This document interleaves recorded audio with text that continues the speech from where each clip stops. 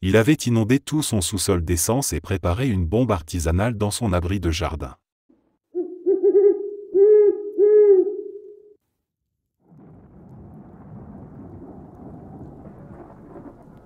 Il y a deux choses que ma voisine a faites qui, sans aucun doute, la qualifient de voisine franchement flippante. D'abord, elle a enlevé mon chat. Littéralement. Elle l'a pris chez elle parce qu'il avait l'air d'avoir froid. Elle ne nous en a pas parlé tout de suite. Elle l'a gardé à l'intérieur pendant 2 jours entiers sans prévenir personne, alors qu'on était à la maison tout ce temps. On l'a cherché partout. On a collé des affiches. Et elle était là, tranquille, à nourrir notre chat dans sa cuisine. Ensuite, elle s'est permis un commentaire déplacé à propos de ma fiancée, qui est aujourd'hui ma femme. Un matin, elle est venue la voir et lui a demandé, très sérieusement, ce qu'il se passait avec toutes les filles différentes qu'elle voyait entrer chez moi. Sauf qu'il n'y en avait aucune. Aucune autre que ma fiancée. Cette femme avait juste décidé de s'inventer un feuilleton dans sa tête et d'y croire à fond. Et puis il y a ce dernier détail, pas forcément le plus grave mais sans doute le plus dérangeant. Elle a environ 70 ans, et pourtant elle taille ses buissons en soutien-gorge à 5h30 du matin. Toujours à la même heure. Juste à l'avant de la maison. Pas dans l'arrière-cour, non. Là, devant tout le monde, sans un mot, comme si c'était la chose la plus normale au monde. Je t'assure, ça ne met pas vraiment en confiance quand tu sors prendre ton café.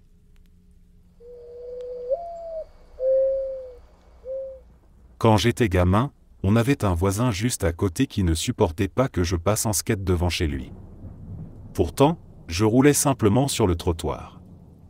Il n'y avait rien de dangereux, rien d'anormal. Mais lui, ça le rendait fou. Il disait que ça le dérangeait, que le bruit l'agaçait, et il se permettait même de hurler sur ma mère. Il exigeait que je porte mon skate à la main et que je marche devant sa maison comme si le trottoir lui appartenait.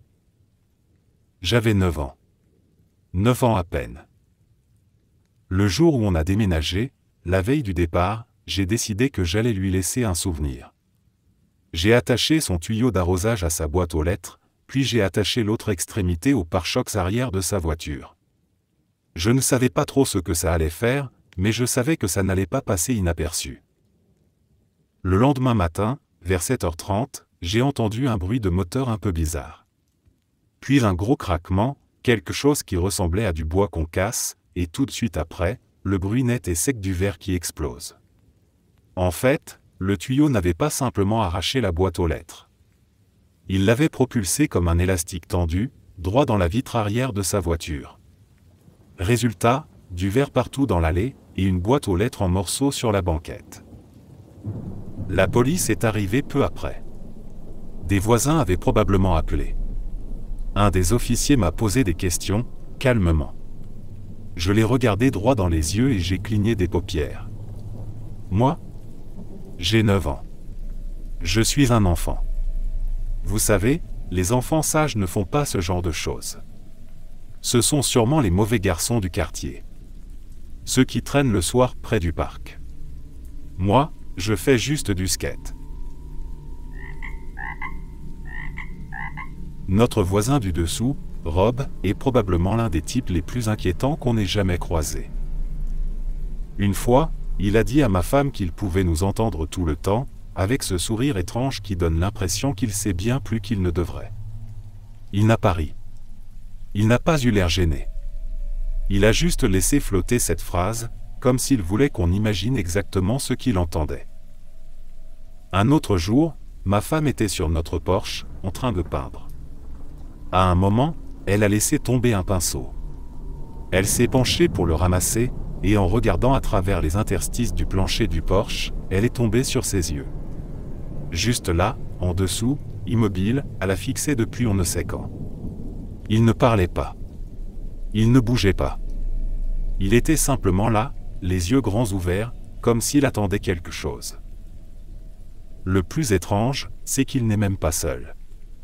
Il est marié.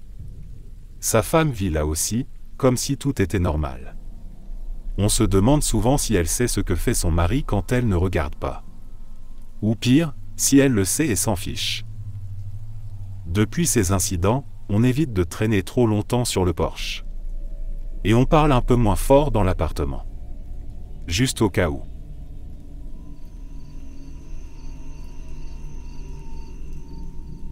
Quand j'avais 7 ans, notre voisin d'un accent grave côté est venu frapper violemment à notre porte. Il hurlait, le visage rouge de colère, et menaçait de tuer mon père. Il criait que notre animal faisait trop de bruit et qu'il n'en pouvait plus. Le problème, selon lui, venait de notre jardin.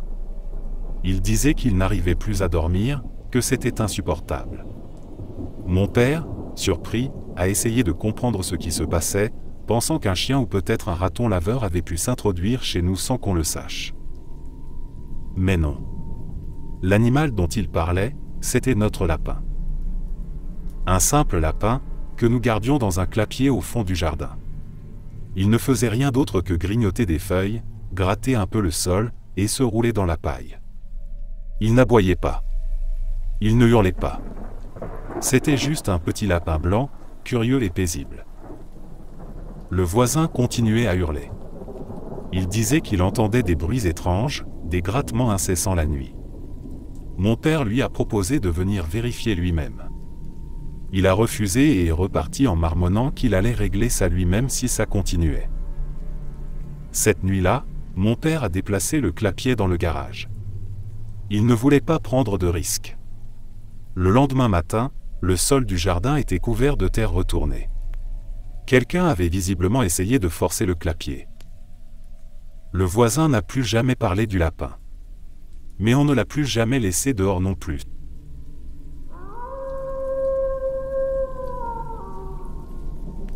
Quand nous étions enfants, le fils adulte de notre voisin d'un accent grave côté vivait encore chez ses parents.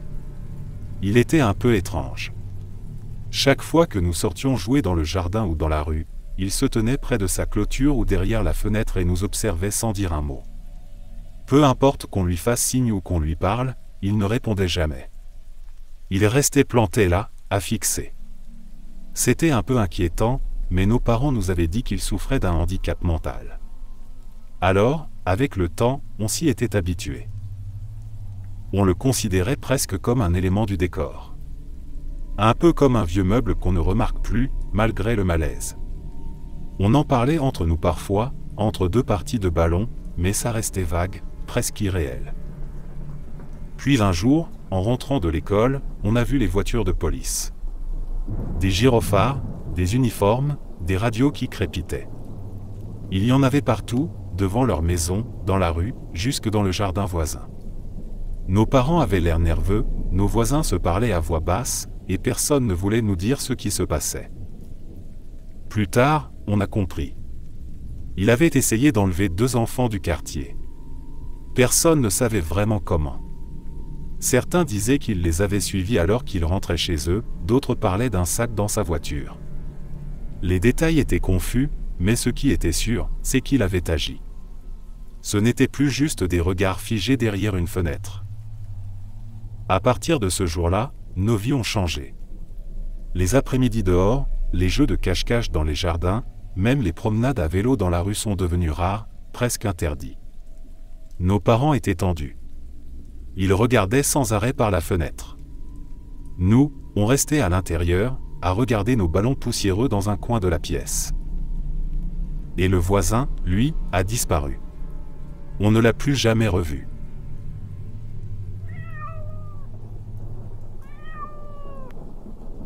La voisine à côté de chez moi aujourd'hui, c'est une femme d'une quarantaine d'années, mère de 2 jeunes enfants. Elle semble toujours tendue, toujours sur le qui-vive, comme si le moindre bruit ou le moindre mouvement était une menace. Un jour, j'ai mis des pensées sur le perron, juste quelques fleurs pour égayer un peu l'entrée. Rien d'exotique, rien d'inhabituel. Pourtant, 2 jours plus tard, 2 policiers ont sonné à ma porte. Ils avaient l'air confus mais un peu gênés aussi. Ils m'ont demandé s'ils pouvaient jeter un œil à mes plantes. Elle leur avait dit que je cultivais des pavots à opium. Des pensées. Des fleurs de grand-mère. J'ai cru que ce serait la fin de l'histoire, une méprise ridicule. Mais non. Une autre fois, j'étais en train de payer le livreur de pizza. Sa machine à carte avait bugué, il tentait de la relancer. On est resté là, sur le pas de ma porte, pas plus d'1 minute. Tout à coup, elle a déboulé en courant sur ma pelouse, complètement hystérique. Elle criait vers le livreur, les yeux écarquillés comme s'il était en danger de mort. Elle hurlait, « Monsieur ? Est-ce que tout va bien ? Cette femme vous retient contre votre gré ? Vous avez besoin d'aide ? Monsieur, parlez-moi. » Le pauvre gars ne savait même pas quoi répondre. Il a juste levé les mains, comme pour dire « Je sais pas ce qui se passe ».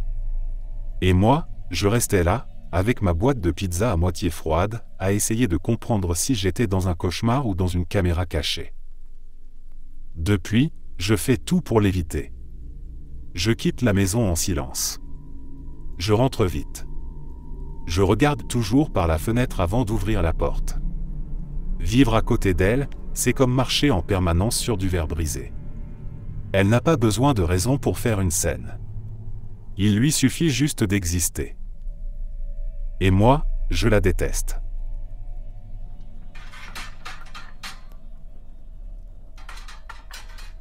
Il y avait cette femme, un vrai personnage de légende dans notre quartier. Elle vivait seule dans une vieille caravane, à moitié engloutie par des herbes folles et des buissons qui semblaient pousser exprès pour cacher les murs. On l'appelait tous la Dame au chat. Il y avait un vieux toilette posé dans son jardin, sans raison apparente, comme une sculpture absurde que personne n'osait toucher. Un jour, il pleuvait à verse. Le ciel était gris, la terre détrempée, et tout semblait noyé dans un silence humide. Et là, elle est apparue. Pieds nus, trempés jusqu'aux os, marchant lentement dans notre allée avec un carton dans les bras. Mon père est sorti, un peu inquiet. Elle lui a tendu la boîte et a dit, le regard fixe, le gouvernement mexicain me poursuit. Je peux plus m'en occuper. Prenez-les. Dans la boîte, il y avait 2 chatons. Frères et sœurs, à peine âgés de 3 semaines. Le mâle était fragile. On a tout essayé mais il avait un problème intestinal qu'on n'a pas pu soigner. Il est mort au bout de quelques jours. La femelle, par contre, elle s'est accrochée. Et elle est toujours avec nous. Aujourd'hui, elle est énorme. Elle râle quand on la touche, elle râle quand on ne la touche pas. Elle dort la langue pendue, comme si elle n'avait plus de contrôle sur sa propre bouche. Et malgré tout, elle est devenue un pilier de la maison.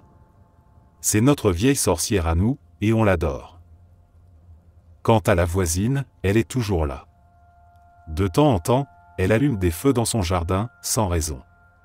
Pas de barbecue, pas de branches à brûler. Juste des flammes qui montent, puis elle reste devant à marmonner. Et quand un hélicoptère passe, elle se met à hurler. Des insultes, des phrases sans queue ni tête, parfois des chansons. C'est devenu presque banal maintenant. On n'y fait plus attention. Mais quand j'étais petit, elle me faisait vraiment peur.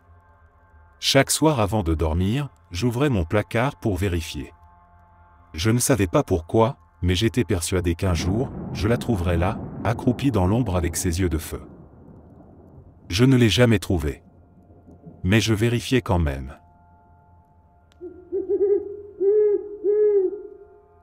Mon voisin de première année à la fac était, en apparence, un gars plutôt sympa. Il disait bonjour, il tenait la porte, il prêtait ses chargeurs sans faire d'histoire. Rien d'alarmant au premier abord. Mais parfois, alors que je passais dans le couloir ou que je le croisais dans la salle commune, je le voyais assis là, immobile, les jambes croisées, les yeux fermés comme s'il méditait. Aucun son. Aucun mouvement, sauf il mangeait une banane lentement mais avec la peau. Il la portait à sa bouche, mordait dedans comme si c'était un sandwich, mâchait doucement, toujours les yeux clos. Puis il recommençait. Sans un mot. La première fois, j'ai cru que j'avais mal vu. Que peut-être il avait enlevé la peau sans que je m'en rende compte. Mais non. À chaque fois, c'était pareil. Pas de geste brusque. Juste une banane dans son état brut, avalée comme si c'était la chose la plus normale du monde. Je ne lui ai jamais posé de questions. Je pense qu'au fond, j'avais peur de la réponse.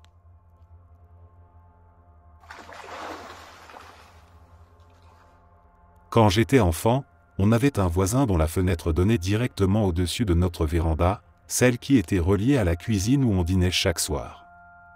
Et chaque soir, sans exception, il apparaissait là-haut, déjà bien éméché, penché par la fenêtre, à hurler des insultes contre toute notre famille. Peu importe ce qu'on mangeait ou à quel point on essayait de l'ignorer, il trouvait toujours quelque chose à dire. Il insultait mon père, traitait ma mère de tous les noms, et criait même après nous, les gamins. Parfois on ne comprenait même pas ce qu'il disait, ses mots s'embrouillaient dans l'alcool, mais la haine, elle, était claire. Mon père ne disait rien. Il était du genre calme, patient, un peu trop même. Il haussait les épaules, disait de laisser couler, qu'il finirait bien par se fatiguer. Mais un soir, alors que le type nous hurlait dessus pour la 3e fois de la semaine alors qu'on essayait de manger en paix, ma mère s'est levée sans un mot. Elle est sortie dans le jardin, a ramassé une pierre près du muret, l'a regardée un instant, puis l'a lancée droit vers la fenêtre. Elle l'a touché en plein visage. On a entendu un bruit sourd, puis un cri. Il s'est reculé brusquement, mais pas assez vite. Il y avait du sang qui coulait de son front, il beuglait comme un taureau blessé, incapable de former une phrase cohérente. Les flics sont arrivés une quinzaine de minutes plus tard. On les voyait depuis la fenêtre de la cuisine, en train d'essayer de le faire taire pendant qu'il se débattait, toujours à moitié accroché à son rebord, le visage couvert de rouge. Et après ça? Plus rien. Plus un mot. Plus une insulte. Plus un cri à l'heure du dîner. Il fermait même ses volets certains soirs.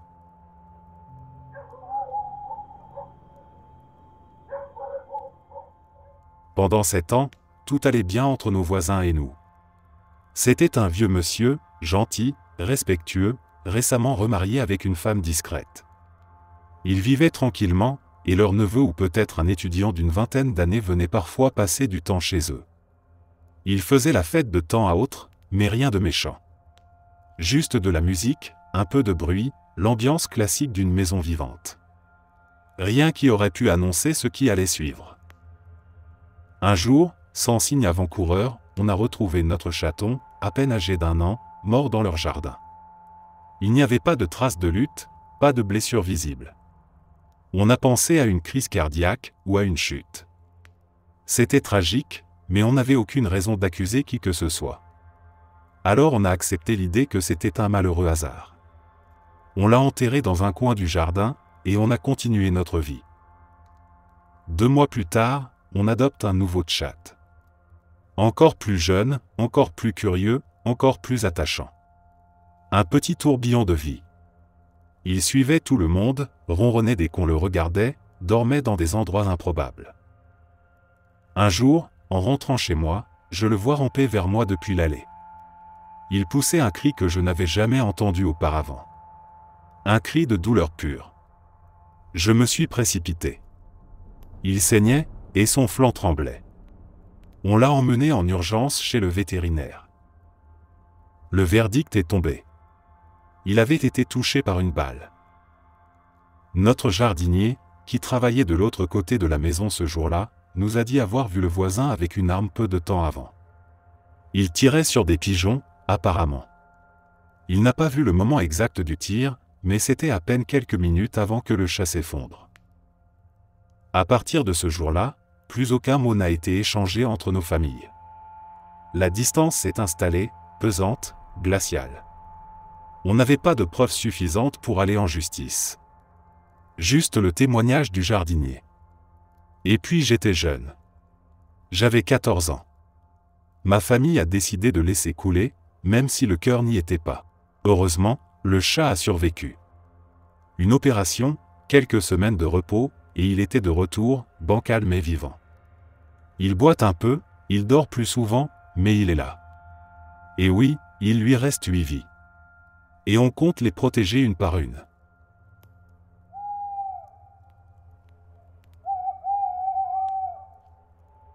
Un jour, alors que j'étais dans mon jardin en train de rien faire de particulier, mon voisin s'est penché au-dessus de sa clôture.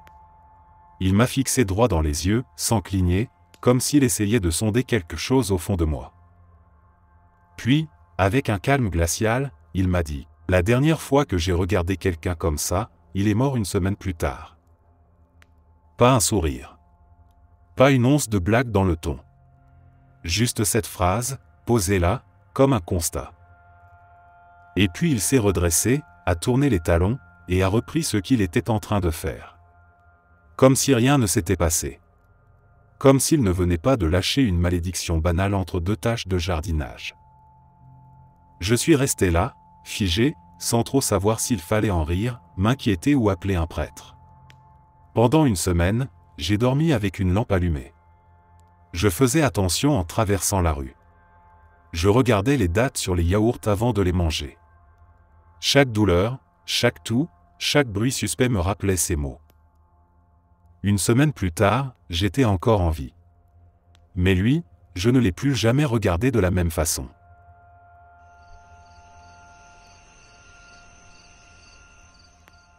Mon voisin a cette étrange habitude, il s'assoit régulièrement dans sa voiture, garée dans son jardin, et passe des heures à faire vrombir le moteur.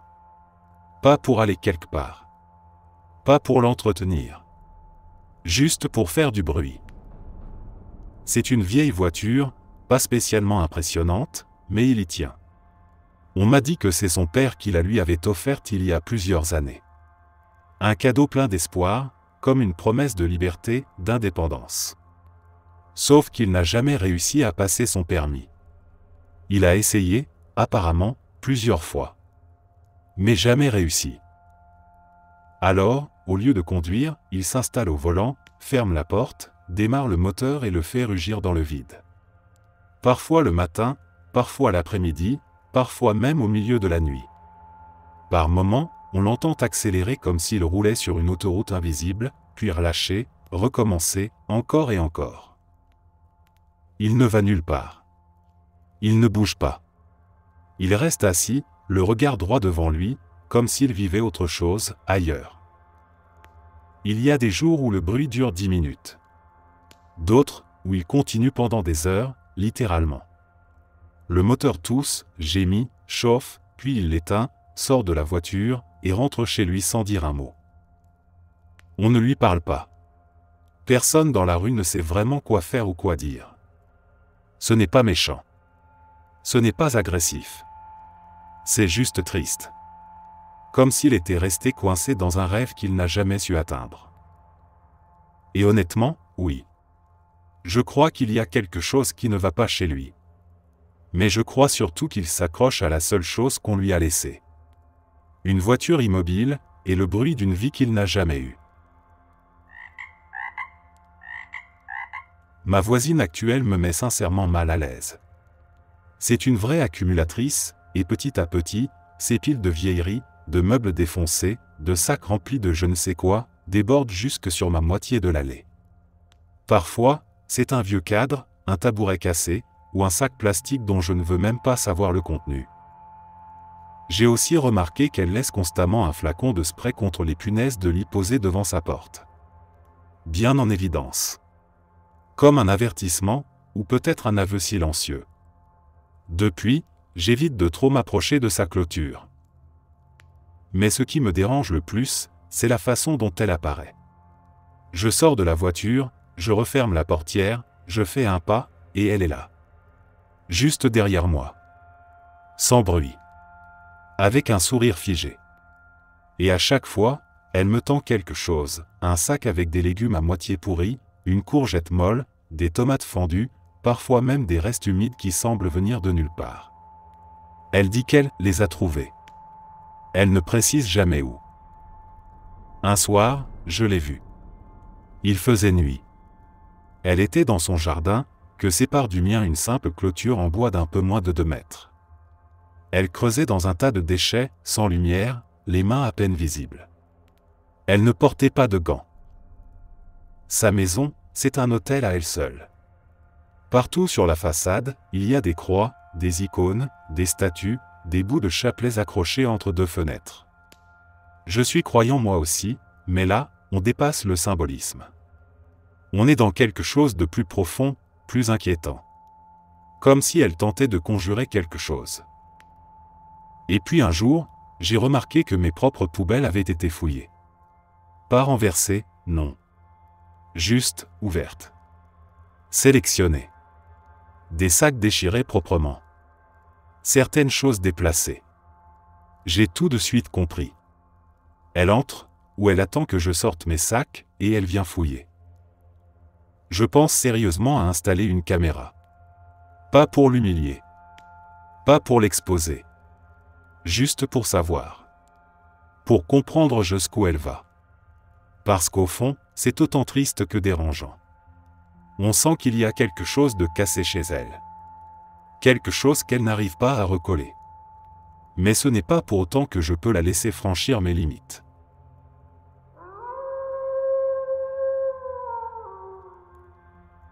Mon voisin du dessus actuel disparaît pendant des semaines, puis soudainement, on entend comme un concert de métal à 23h en pleine semaine, ce qui annonce son retour. Il s'est passé beaucoup de choses avec lui, mais les deux histoires suivantes suffisent à résumer à quel point ce type est étrange et inquiétant. Un jour, je ramenais les courses et il m'a proposé de m'aider. Je lui ai dit merci, en pensant qu'il allait simplement monter les sacs jusqu'au palier du 2e étage, les poser devant la porte, puis continuer jusqu'à son appartement. C'est ce que notre autre voisin a déjà fait plusieurs fois. Mais non. Il m'a suivi jusqu'à ma voiture et s'est placé à quelques centimètres derrière moi pendant que je me penchais dans le coffre pour récupérer les 2 derniers sacs. Il a pris tous les sacs, puis est monté les escaliers. Pendant que je disais « Oh merci, tu n'étais vraiment pas obligé » et que j'ouvrais la porte de mon appartement, il m'a dit « Oh, ce n'est rien, je sais que ton homme part tôt le matin et que tu es seul à la maison. » Je n'avais même pas encore refermé la porte qu'il était déjà entré. Il a ouvert le frigo pour y mettre le lait. Ensuite, il s'est mis à regarder autour de notre appartement et même dans notre chambre. Pour expliquer pourquoi je n'ai pas crié ou perdu mon calme, il était 8h du matin, et les 2 autres locataires de l'immeuble n'étaient pas là. Personne ne m'aurait entendu. Il mesure environ un M88, et moi je fais un M65 avec des grosses chaussures. Je lui ai dit « Bon, merci pour l'aide, à une prochaine », mais il a continué à fouiller dans le frigo tout en regardant vers notre lit. Puis il s'est tourné vers moi et a commencé à s'approcher, jusqu'au moment où il a remarqué que ma main n'était qu'à quelques centimètres d'un gros couteau de boucher. Il est reparti. J'ai appelé mon mari, qui travaille à 1 heure de route, en larmes, pour lui raconter ce qui s'était passé. Le soir, il est allé confronter le voisin, mais celui-ci n'a pas ouvert. Mon mari est retourné le lendemain. Le voisin s'est effondré en larmes en disant qu'il ne se souvenait de rien, qu'il était désolé, qu'il voulait juste être gentil. Mon mari lui a simplement dit « Ma femme est une fille solide, elle peut porter les sacs toute seule. » Une autre nuit, on s'est réveillé en entendant quelqu'un crier dehors. En regardant par la fenêtre du salon, on a vu le voisin du dessus avec du sang qui coulait sur son visage. Il était tellement ivre, ou peut-être drogué, qu'il tenait à peine debout. Il hurlait aux policiers « Je ne vais pas à l'hôpital, bordel !» Apparemment, il s'était battu avec 4 ou 5 gars au bar-billard du coin et s'était fait tabasser. Les flics ont fini par le maîtriser et l'emmener à l'hôpital menotté. Le lendemain matin, je suis allé faire les courses seul, mon mari ne travaillait pas ce jour-là. Quand je suis rentré, le voisin était dehors en train de fumer une cigarette, et on voyait qu'il était encore bien défoncé depuis la veille. Cette fois, il s'est approché directement de la voiture comme s'il m'attendait, mais il est resté près du coffre. C'était aussi la première fois qu'il me voyait depuis l'incident précédent, et il pouvait croire que mon mari n'était pas à la maison. J'ai appelé mon mari, et dès qu'il a entendu la porte de l'immeuble s'ouvrir avec mon mari qui descendait les escaliers, il a pris la fuite en courant au coin de la rue. Ce jour-là, mon mari m'a emmené au magasin pour m'acheter une arme. Depuis, chaque fois qu'il me voit seul, il se contente de me fixer, mais si mon mari est avec moi, il fait comme si on n'existait pas.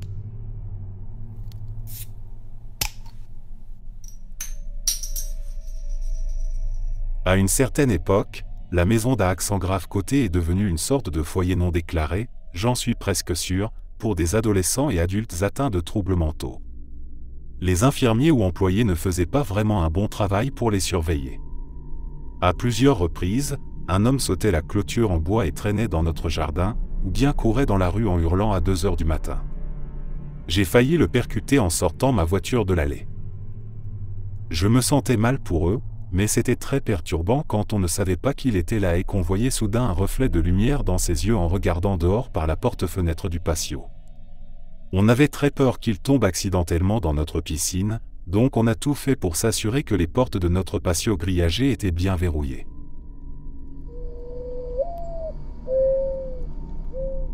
Ce n'était pas forcément effrayant, mais clairement ce type nous surveillait. Quand j'étais au lycée, on avait un voisin qui était un vrai con. Un week-end, mes parents étaient partis et j'étais seul à la maison. J'avais environ 15 ou 16 ans et j'attendais que mon petit ami et sa mère viennent me chercher pour aller faire du canoë avec eux. Mon chien a eu un petit accident et j'étais stressé parce que j'essayais aussi de me préparer. Je l'ai mis dehors le temps de nettoyer et de finir de me préparer. Il aboyait pour rentrer, il est probablement resté dehors 20 minutes à tout casser. Le téléphone sonne, je crois que ton chien veut rentrer. Pas de bonjour, pas de présentation, mais je savais que c'était notre voisin, ce vieux con. J'ai répondu, il a eu un accident, je nettoie, je vais le faire rentrer dans 1 minute. Il m'a dit, il aboie depuis 1 heure. Ce qui était complètement faux, et ce n'était pas non plus comme s'il était 3 heures du matin et que ça réveillait tout le monde. Il était environ 10 heures, un samedi matin. J'ai dit, non, ce n'est pas vrai, et il a essayé de continuer à discuter, alors j'ai raccroché. J'ai fait rentrer le chien quelques minutes plus tard, puis je suis allé me poster au fond de mon jardin, parce que je savais qu'il nous observait depuis le sien, qui donnait directement sur le nôtre. Il est sorti et m'a lancé, je peux t'aider. Je lui ai dit que mon chien n'était pas resté dehors si longtemps et que j'aimerais bien qu'il se mêle de ses affaires. Il a commencé à argumenter en disant qu'il existait un règlement contre ce genre de nuisance sonore. Il faut dire qu'il accusait tout le monde dans le quartier d'enfreindre tel ou tel règlement. Même la police locale l'avait surnommé « le râleur en série ». Je suis parti pendant qu'il continuait à marmonner, puis je me suis retourné et j'ai hurlé « mais tais-toi ». Il est devenu fou et a dit qu'il allait appeler mes parents pour leur dire à quel point j'avais été impoli. Plus tard dans la soirée, j'ai raconté l'histoire à mon père et il m'a dit qu'il essaie un peu, ce connard, d'appeler.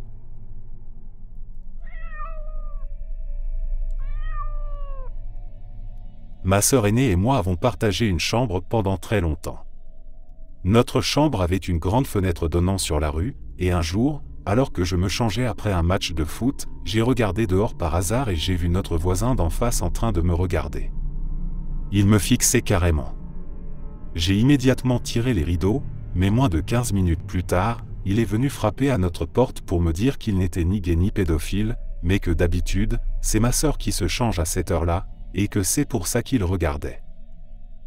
Je lui ai répondu qu'elle n'avait que 14 ans. Elle s'était développée tôt et était très grande pour son âge, mais elle était belle et bien mineure. Son sourire malsain et pervers a soudain disparu pour laisser place à un air de panique au moment où mon père est arrivé du travail. Le voisin a déménagé moins d'1 mois plus tard, et à partir de ce jour-là, on a toujours gardé les rideaux fermés.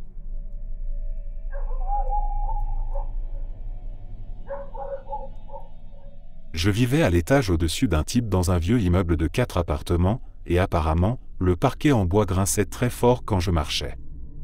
Ce n'est pas comme si je piétinais ou faisais du bruit exprès, mais le gars venait constamment frapper à ma porte en hurlant que je devais arrêter de bouger.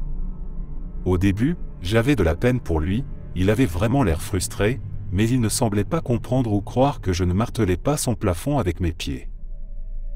J'ai appelé mon propriétaire plusieurs fois pour lui demander s'il avait une solution.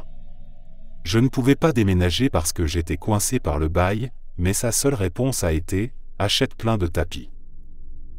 C'en était arrivé au point où je n'en pouvais plus de me faire engueuler en permanence. Je me mettais à marcher sur la pointe des pieds ou à sauter de mon canapé à ma chaise pour éviter de traverser le salon à pied, juste pour ne pas l'entendre crier devant ma porte. Un jour, j'ai finalement décidé de descendre le voir pour essayer de discuter calmement. Je me suis dit que s'il me regardait dans les yeux, qu'il voyait que j'étais sincère, et que je lui expliquais que je ne le faisais pas exprès et qu'il n'y avait vraiment rien de plus que je pouvais faire, j'avais déjà acheté des tapis, bon sang, peut-être qu'il comprendrait.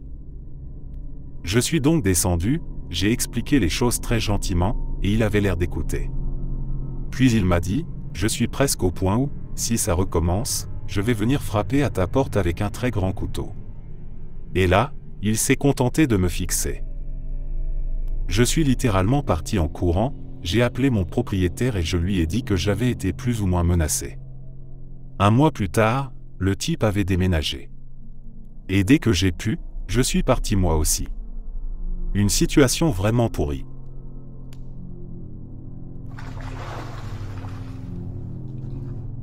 On essayait de vendre notre maison, mais le neveu accro aux méthamphétamines de nos voisins sabotait tout. Quand on partait pour laisser les visiteurs venir voir la maison, il rôdait dans les parages en se comportant de façon étrange, ce qui faisait fuir beaucoup d'acheteurs. Il est même entré chez moi pendant une journée portes ouvertes et disait aux gens de ne pas acheter la maison. Ses voisins habitaient à peine à une centaine de mètres, et on ne sait toujours pas ce qu'il avait contre nous. Un jour, il s'est mis à menacer ma sœur, qui avait pourtant essayé de l'aider après qu'il se soit évanoui dans notre allée. Elle est infirmière. On a appelé la police et il a signé un papier stipulant que s'il remettait les pieds sur notre propriété, il irait directement en prison. Heureusement, on a pu vendre la maison après ça.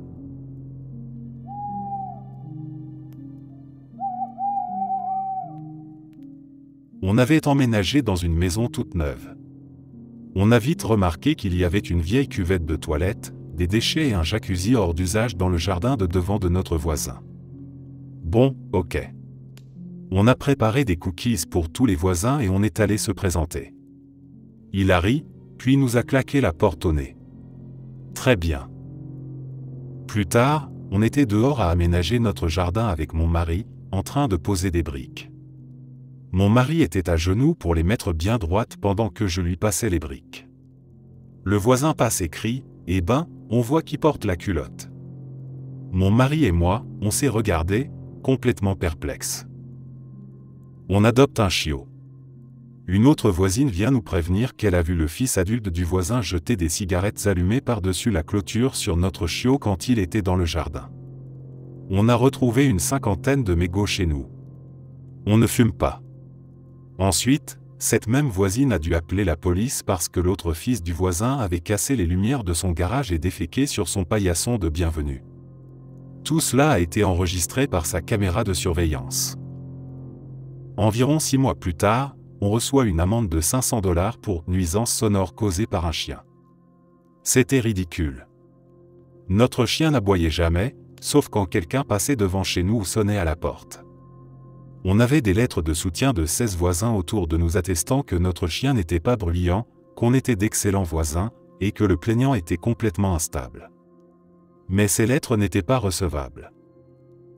Comme c'était sa parole contre la nôtre, 2 adultes responsables et actifs face à un voisin et ses 2 fils dérangés, on a perdu et on a dû payer l'amende.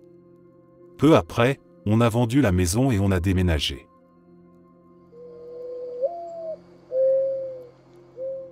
Quand ma femme est tombée enceinte, on a quitté notre appartement en hauteur pour sous-louer un condo dans un quartier plus calme de la ville, le temps que je termine mes études et qu'on puisse chercher une maison en banlieue. Notre voisin d'à accent grave côté était un pro du golf qui passait l'hiver en Floride avant de revenir dans le nord pour la saison estivale. On a emménagé en septembre et on ne l'avait encore jamais rencontré. Un jour, quelques semaines après son retour, on trouve une lettre de 4 pages collée à notre porte. Dedans, ce type nous suppliait pendant 4 pages de faire moins de bruit parce qu'on causait des énormes vibrations dans le plancher et que ça le rendait fou. On ne comprenait pas du tout de quoi il parlait, parce que la journée, ma femme était au travail et moi j'étais à l'école, et le soir on était très calme. Mais bon, on a quand même fait encore plus attention. Un peu plus d'une semaine plus tard, le gestionnaire de l'immeuble nous appelle pour nous demander de baisser le bruit. Ça a duré encore un mois, jusqu'au jour où, on ne sait comment, ce gars a mis la main sur mon numéro de téléphone et m'a appelé. Il hurlait au sujet du vacarme et m'a dit que si on ne s'arrêtait pas, on le regretterait. Là, je suis passé en mode papa protecteur, surtout que je venais tout juste de terminer mon dernier engagement dans l'armée après 3 déploiements en Irak. Je lui ai répondu calmement que je ne savais pas de quoi il parlait, parce que ma femme et moi étions en vacances et absents depuis 1 semaine et demie. Je lui ai aussi dit que s'il menaçait encore ma famille, c'est lui qui le regretterait, parce que je lui ai décrit un peu mon vécu pendant la guerre, et je n'ai aucun problème à recommencer si nécessaire, même avec un vieux. Je lui ai également annoncé que j'allais signaler ces menaces et ces accusations à la police. Il est reparti en Floride plus tôt que prévu, quelques semaines plus tard. Et chose curieuse, c'est moi qui suis devenu le voisin bizarre après ça. Quand il est revenu, ma femme et moi avons déménagé dans un hôtel chic le temps de finaliser l'achat de notre maison. J'ai laissé de côté pas mal de détails, mais cette histoire était complètement dingue. Probablement notre voisine actuelle. Elle a appelé les services de protection de l'enfance l'année dernière parce que mes 2 fils aînés, 7 et 5 ans à l'époque, jouaient au football dans le jardin pendant une petite averse. Elle a raconté au service qu'on avait enfermé tous nos enfants dehors, y compris notre tout petit, en pleine tempête, et qu'on refusait de les laisser rentrer. C'était complètement faux et le dossier a été classé sans suite. Quelques jours plus tard, ma femme jouait dehors avec notre plus jeune enfant. La voisine s'est approchée et lui a demandé si elle avait retenu la leçon. Depuis, on évite tout contact avec elle. Mais elle a quand même déposé des plaintes au sujet de notre cabane dans les arbres et sur le fait que les enfants jouaient trop bruyamment dehors. Elle a aussi appelé les services de protection de l'enfance contre nos amis d'en face parce que leur fils avait un œil au beurre noir. Il s'était blessé en faisant de la lutte, mais elle a appelé quand même. Elle crie régulièrement sur les enfants qui n'ont pas de veste à l'arrêt de bus et accompagne encore son fils de 12 ans chaque matin. Moi, je laisse mes enfants aller à l'école à vélo avec leurs copains, et elle a déjà exprimé son inquiétude à ce sujet. Elle a clairement des problèmes, mais elle déménage cet été. On sera enfin tranquille.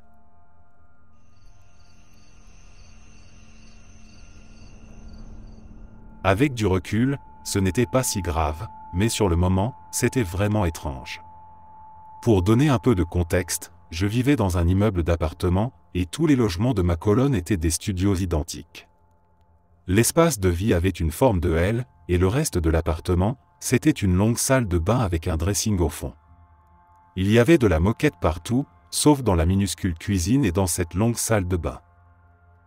Mon voisin du dessus avait décidé de s'entraîner à ses mouvements de tennis. Pour ça, il montait sur sa planche à roulettes et se lançait d'un côté à l'autre, en gros il faisait des allers-retours sur sa planche, de la salle de bain jusqu'au dressing, encore et encore. Un soir, j'en ai eu assez et je suis monté pour aller lui parler. Il a ouvert la porte torse nu, les mains posées sur ses tétons. Je lui ai demandé ce qu'il fabriquait, et il a désigné la planche et la raquette en disant « Je m'entraîne », avec un regard complètement fou, comme s'il avait peur de ce que j'allais lui faire. J'étais une fille toute petite, et lui, c'était un gros gars d'Europe de l'Est. Je ne sais pas vraiment quel était son problème, mais il a continué à faire du skateboard tout le temps que j'ai habité là. 3 fois par semaine, pendant 1 an.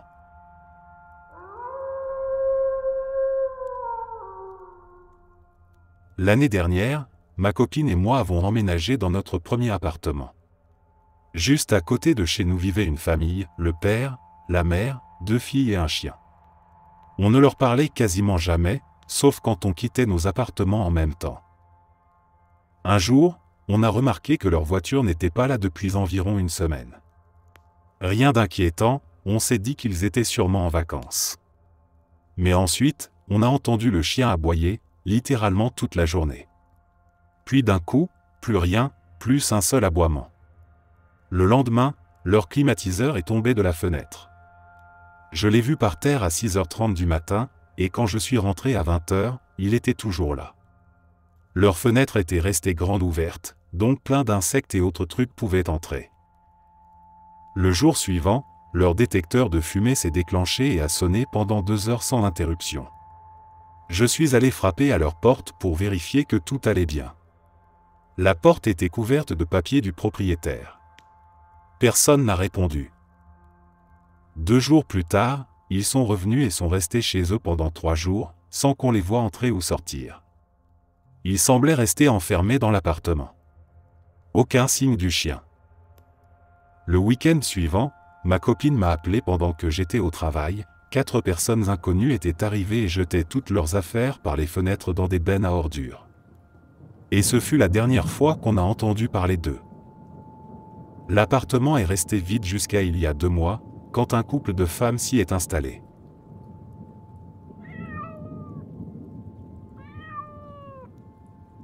Quand j'étais enfant, on avait une voisine qui s'appelait Pat.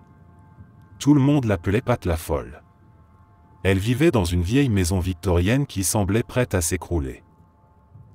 Elle restait sur son porche et criait sur les passants, du moins tant que le porche tenait encore debout. Ensuite, elle se contentait de marcher de long en large sur le trottoir en hurlant sur les gens. Mais un jour, ce n'était plus juste une vieille folle inoffensive. Les choses ont vraiment dégénéré.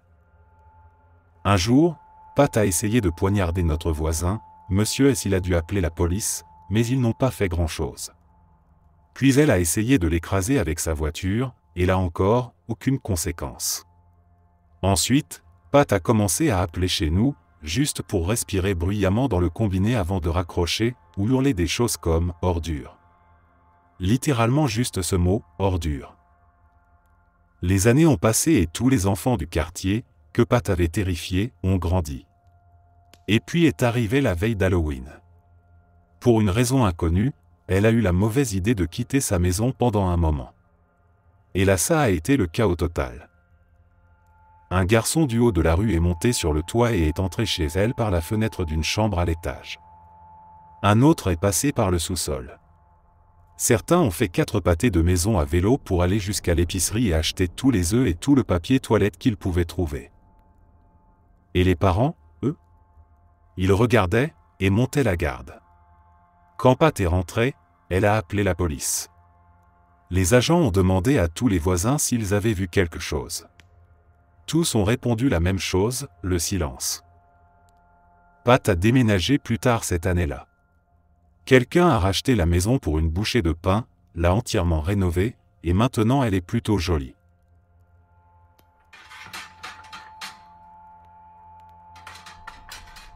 J'avais un voisin vraiment flippant. Un homme probablement dans la quarantaine.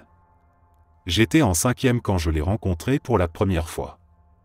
C'était quelqu'un de très gentil, mais il y avait quelque chose de bizarre chez lui. Ma mère est très patriote, notre maison entière était décorée en rouge, blanc et bleu à l'intérieur. Un jour, en rentrant de l'école, il était assis sur sa pelouse de devant et m'a dit qu'il organisait une vente rouge, blanc et bleu dans son jardin et que je devrais aller y jeter un œil. Je lui ai répondu que j'allais d'abord chercher de l'argent et je suis parti. Le voisin juste à côté de chez moi était un grand gaillard d'une 30aine d'années, couvert de tatouages de prison, mais il avait radicalement changé de vie. Cela dit, il était très intimidant si on ne le connaissait pas. Comme mes parents n'étaient pas à la maison, je suis allé le voir et je lui ai expliqué la situation. Il m'a accompagné jusqu'à la maison du type, et il l'a suivi dans son jardin. Effectivement, il y avait des objets rouges, blancs et bleus à vendre. Pourtant, je continuais à trouver ça louche. 2 ans plus tard, ce voisin étrange a été arrêté pour avoir tenté de faire entrer un enfant chez lui. Petite précision, je savais qu'il ne fallait pas aller seul dans le jardin de cet homme, c'est justement pour ça que je suis allé chercher mon voisin, en sachant qu'il me protégerait. Je voulais aussi que quelqu'un soit au courant au cas où il essayerait de venir chez moi. Je viens de discuter avec le mec au tatouage de prison sur Facebook. Apparemment, juste après qu'on soit reparti de là-bas, il a appelé la police pour signaler que quelque chose de clairement étrange se passait. Il a aussi averti mes parents, ce qui explique pourquoi ils m'ont dit par la suite de rentrer chez moi en marchant de l'autre côté de la rue.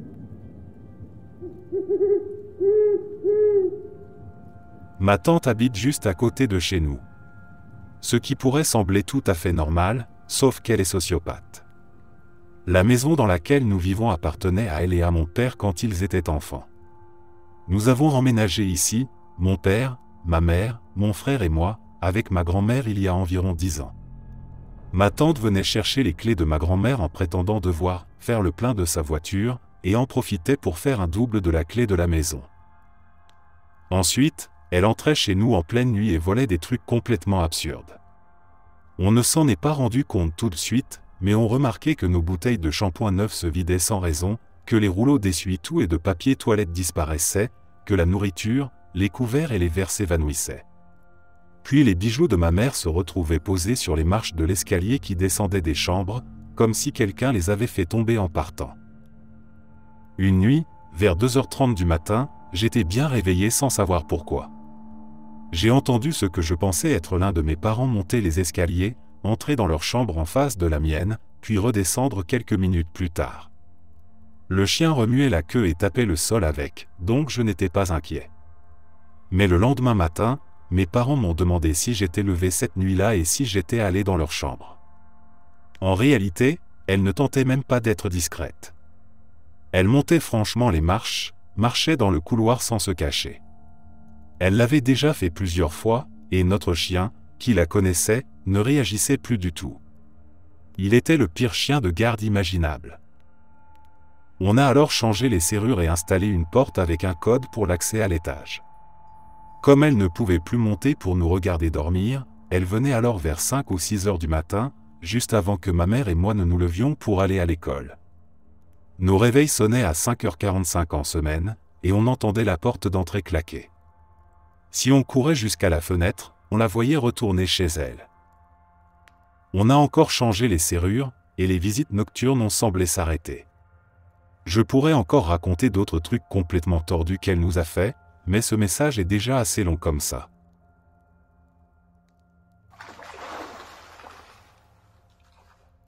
Quand j'étais enfant, vers l'âge de 7 ans, ma famille et moi vivions dans un quartier difficile.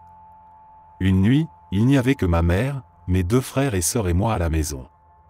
Mon père était parti en voyage d'affaires. Vers minuit, quelqu'un a commencé à frapper à notre porte. Ma mère s'est réveillée, s'est approchée de la porte d'entrée et a demandé qui c'était. Personne n'a répondu. Elle a pensé que c'était peut-être des gamins qui jouaient à frapper aux portes, alors elle est retournée se coucher. Environ une demi-heure plus tard, quelqu'un a recommencé à frapper. Ma mère s'est levée à nouveau et a regardé par la fenêtre latérale pour essayer de voir s'il y avait quelqu'un dehors, mais elle n'a vu personne. Elle a commencé à s'inquiéter, alors elle est retournée dans sa chambre, a pris le fusil de chasse de mon père et s'est installée dans le salon, dans le noir, à attendre. De nouveau, des coups ont été frappés à la porte. Ma mère s'est mise à crier, disant à la personne qu'elle allait appeler la police et que si quelqu'un tentait de forcer l'entrée, elle tirerait.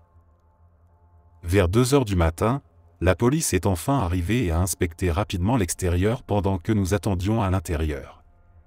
Après leurs recherches, ils ont dit à ma mère qu'ils avaient trouvé un morceau de fil barbelé d'environ 1,20 m posé près de la porte d'entrée et lui ont demandé si c'était à elle. Elle a répondu que non et a demandé pourquoi. Le policier lui a expliqué que ce morceau appartenait probablement à la personne qui frappait à la porte. Cette personne avait l'intention de l'étrangler avec le fil barbelé au moment où elle ouvrirait la porte. Ils ont dit qu'elle avait eu beaucoup de bon sens de ne pas ouvrir la porte, car cela aurait pu lui coûter la vie.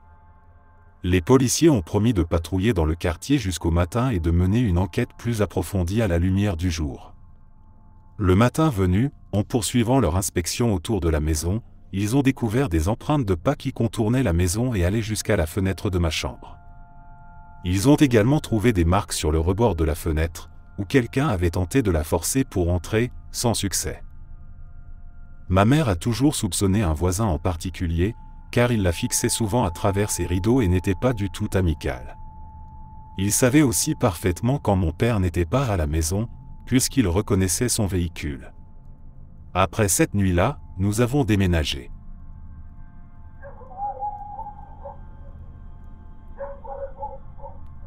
Mon voisin actuel, celui de l'étage au-dessus, vit dans le même immeuble que moi. Quand j'ai emménagé, il m'a aidé et je pensais que c'était quelqu'un de sympathique. Mais environ une semaine plus tard, il a frappé à ma portée. Quand j'ai ouvert, il est simplement entré chez moi. Rien de franchement inquiétant, mais c'était quand même très impoli. Il m'a demandé si je voulais voir son appartement et j'ai répondu que pourquoi pas. Je suis donc monté chez lui et son ordinateur portable était allumé, affichant des vidéos porno et autres trucs du genre. Il essayait de me faire boire de la vodka pure, ce que j'ai refusé. Il n'arrêtait pas de me demander où étaient mon mari et mes enfants, et je lui ai dit que je n'en avais pas. On a ensuite regardé quelques clips musicaux, puis il m'a donné des crayons de couleur et m'a demandé de dessiner quelque chose pour lui. Je l'ai fait, mais en même temps, j'envoyais un message à un ami pour qu'il m'appelle de toute urgence. Il l'a remarqué et n'arrêtait pas de me demander pourquoi je faisais ça, mais mon ami ne m'a pas appelé. Finalement, j'ai trouvé une excuse pour partir, et là, il s'est énervé, m'a dit d'aller me faire foutre. Je suis donc parti. Quelques jours plus tard, mes parents sont venus me rendre visite. Il a de nouveau frappé à ma porte.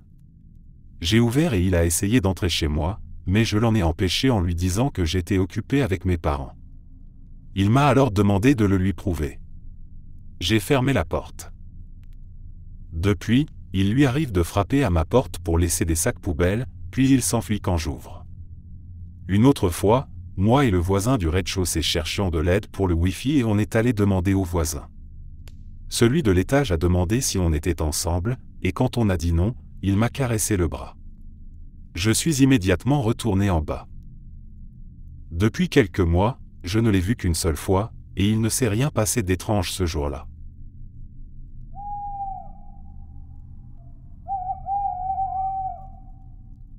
Ma famille et moi étions les voisins étranges.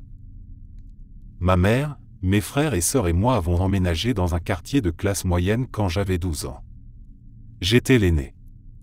Ma mère avait réussi à obtenir une bonne affaire sur un appartement dans une maison divisée en 2 logements. Nous étions extrêmement pauvres, vivions des aides sociales, et ma mère était une personne mentalement instable, abusive et psychotique. Les autres habitants du quartier étaient des gens relativement normaux, issus de la classe moyenne. Beaucoup d'entre eux étaient à l'aise financièrement, voire riches. Nous étions les plus pauvres du quartier.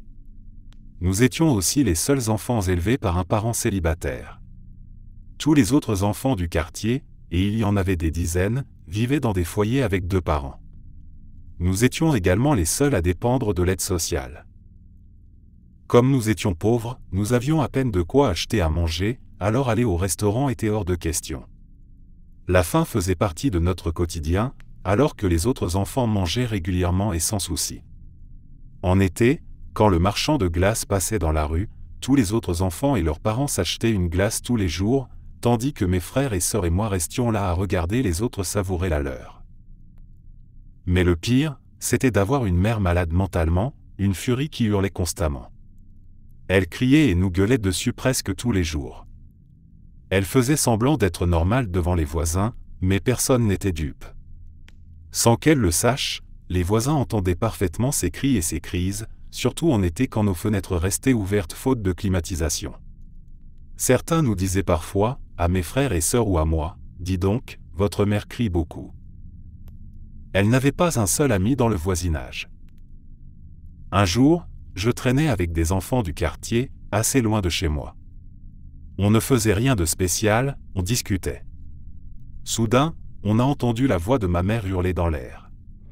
Elle était en train de crier sur l'un de mes frères ou sœurs. Tous les autres enfants se sont écroulés par terre en riant aux éclats. Ils savaient immédiatement que c'était elle, ils avaient l'habitude d'entendre sa voix. Mais pour moi, c'était la première fois que je réalisais que ces cris portaient aussi loin, que tout le quartier pouvait les entendre. J'étais mort de honte. C'était un sentiment amer et doux à la fois que les voisins sachent. Doux, parce que quelqu'un, à l'extérieur de notre enfer, savait enfin à quel point notre mère était instable, abusive et violente verbalement. Amer, parce qu'aucun d'eux ne pouvait ou ne voulait faire quoi que ce soit pour nous sauver de ce cauchemar.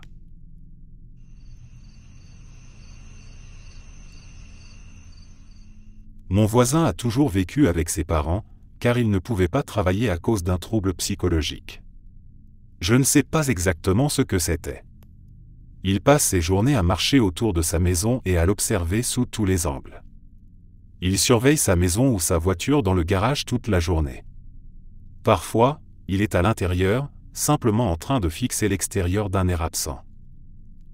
Quand on passe à côté de lui et qu'on le salue, il ne répond jamais.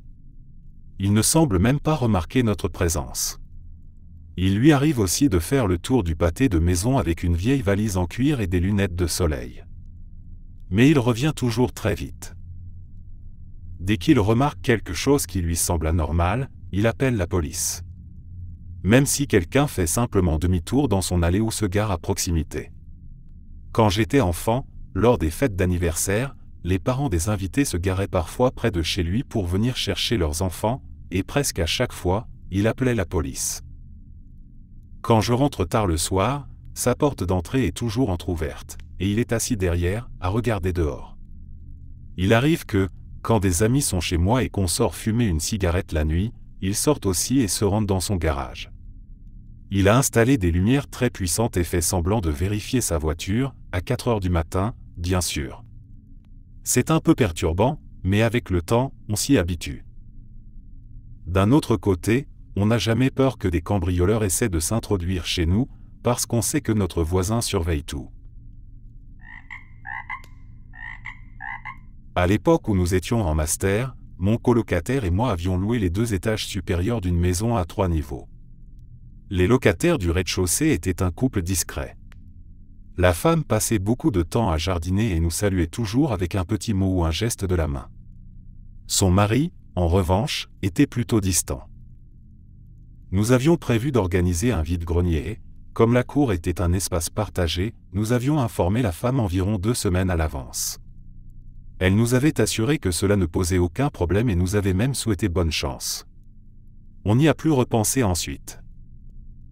Le matin du vide-grenier, quelques heures après le début, le mari est sorti sur le perron arrière et a littéralement pété les plombs. Il s'est mis à hurler que nous n'avions pas le droit de faire quoi que ce soit dans l'espace partagé sans son accord explicite. Je lui ai répondu que nous avions déjà parlé à sa femme, et que si eux deux avaient un problème de communication, ce n'était pas notre affaire. De plus, eux aussi étaient locataires, et rien dans le bail n'indiquait que l'usage de la cour devait se faire avec l'accord des autres locataires. Donc, en résumé, ils pouvaient bien aller se faire voir. Environ 1 heure plus tard, le même voisin est entré dans la cour par l'allée latérale, là où les visiteurs accédaient au vide-grenier. Il m'a fallu un instant pour comprendre que c'était lui. Il avait changé de vêtements, coiffé ses cheveux différemment et portait des lunettes. Il commence à parcourir les objets en vente, me posant des questions sur nos bricoles, comme si rien ne s'était passé. Puis il me demande s'il nous reste des choses à descendre depuis le 2e étage. Je lui réponds que non, tout est déjà là. Là, il devient nerveux, regarde sans arrêt notre balcon, puis revient vers moi et insiste, je suis sûr qu'il reste des trucs. Tu devrais juste me laisser monter pour voir ce que je peux descendre. Je lui dis qu'il n'en est pas question.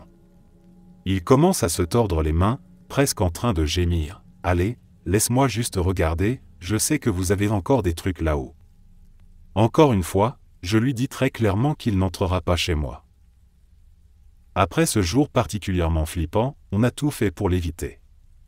Mais alors qu'il était plutôt distant jusque-là, il s'est mis à nous chercher activement.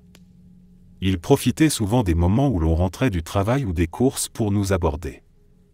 Et à chaque fois, il essayait de nous convaincre de le laisser monter dans notre appartement.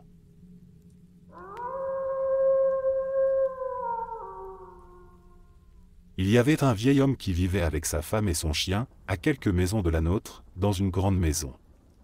Il sortait rarement de chez lui et, quand il le faisait, c'était uniquement pour promener son chien. Il parlait très peu et semblait éviter les autres, alors que sa femme était un peu plus sociable. Le couple a vécu dans notre rue pendant quelques années et tout semblait aller normalement. Un jour cependant, ils ont divorcé et la dame a déménagé pour des raisons inconnues. Le vieil homme est resté seul avec son chien dans la maison et les années ont passé. Il n'y avait rien de particulièrement suspect et, mis à part son comportement un peu étrange, tout paraissait relativement normal. Un matin, il y a environ 9 ou 10 ans, j'ai quitté ma maison comme d'habitude pour prendre le bus scolaire.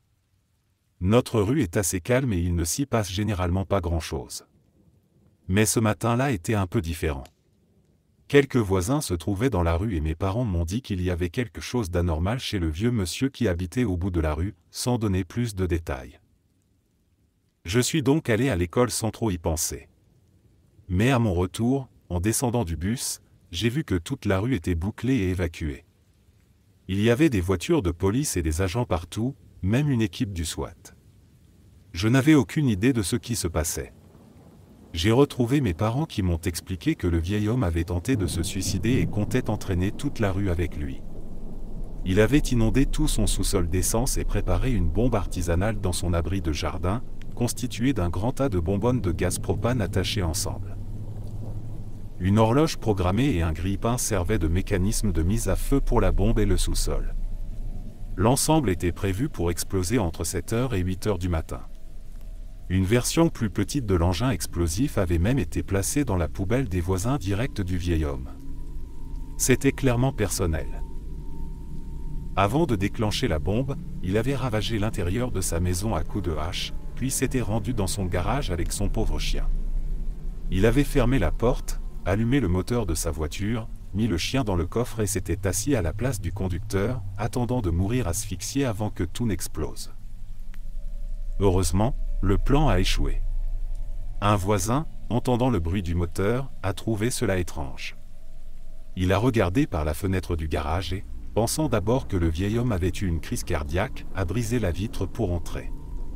Il l'a trouvé plus ou moins conscient dans la voiture. Ne comprenant pas tout de suite la situation, il a ensuite remarqué l'odeur caractéristique de l'essence. Il a enfoncé la porte pour pénétrer dans la maison et a découvert le chaos. Il a immédiatement appelé la police et une équipe de déminage est intervenue juste à temps. Malheureusement, le chien était déjà mort, asphyxié dans le coffre, lorsque le voisin est arrivé. Les autorités ont arrêté le vieil homme et, après le procès, il a été interné en hôpital psychiatrique où il restera jusqu'à la fin de sa vie. Selon les experts, le rayon de l'explosion aurait suffi à détruire plusieurs maisons et à causer de lourds dégâts dans le quartier. Merci d'être resté jusqu'à la fin. N'oubliez pas d'aimer la vidéo, de vous abonner et de partager vos propres histoires en commentaire. On se retrouve demain à la même heure devant ce feu.